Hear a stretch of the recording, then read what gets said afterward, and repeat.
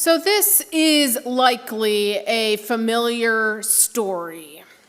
A large crowd gathers. They get hungry. There's no restaurant nearby, no food trucks set up and ready.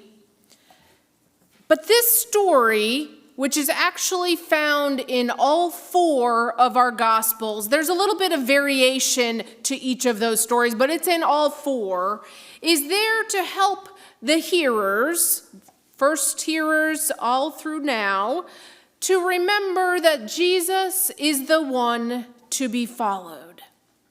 So we have this story, and I invite us to look at the numbers.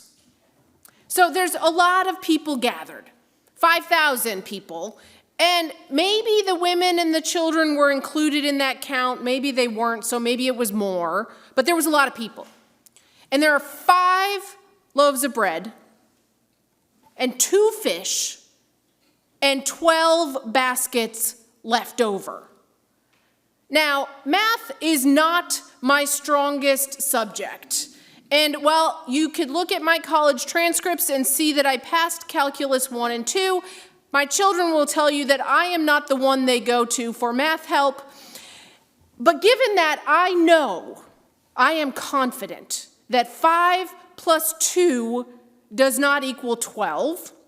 And I am even more certain that if I give away 5 and I give away 2 more, I don't end up with 12. But that day, 5,000 people were fed on 5 loaves of bread and 2 fish. Now we can ask really good questions. Did this happen because of some sort of miraculous multiplying of food? Maybe. Did this happen because of the generosity of that boy who provided the 5 loaves and 2 fish, inspired everybody else who was there to dig into their satchels and find what food they had and share that? Maybe. Did somebody wealthy in the crowd run off to the nearest store and find enough food for everybody? Maybe. Was Jesus teaching that the food that was needed to sustain life was not literal food and that teaching could sustain? Maybe. The reality is we don't know, right? We can't really know based on the story what happened exactly, and I'm going to tell you it doesn't really matter. What matters is that Jesus said, make the people sit down. And the disciples did, and everyone was fed. What matters is that Jesus blessed the food, set it before the disciples, who went on to offer it to the crowd.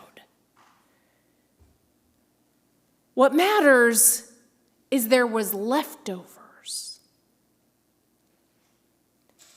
So friends, Jesus reminds us that there will be leftovers when we feast together. We are reminded that when we have something to share, we are called to do that. We are called to share.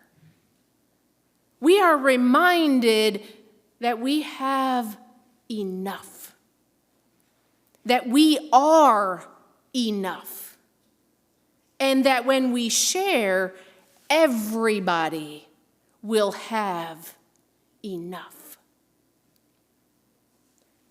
We are reminded in this story that God's love is so extravagant that there is always more than enough to go around, and that there's always leftovers. I don't know if you like leftovers or not, it doesn't matter. This leftover is good. But friends, this story isn't about math. Because we know that 5 plus 2 divided by 5,000 no way equals 12.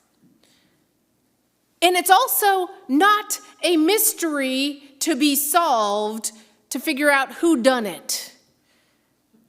But this story reminds us that when we share out of our abundance, there is enough.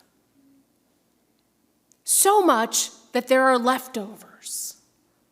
And we can remember that God has enough love, enough concern, enough care for us, and enough love and care and concern for everyone. Now, today, in 2025,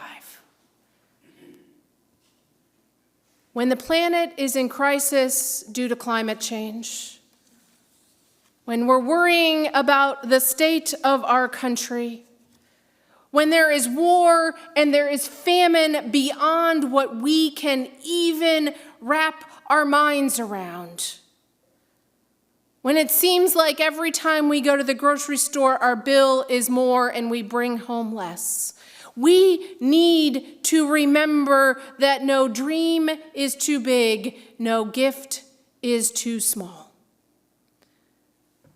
Sharing what meager offering we have is never too small an offering, because that offering can turn into feeding a massive crowd. And dreaming of a neighborhood, of a city, of a country, of a world where everyone has enough. That's not too big a dream. Because we, as followers of Jesus, are called to dream big. We are called to offer what we have. And we trust God to make the impossible math work.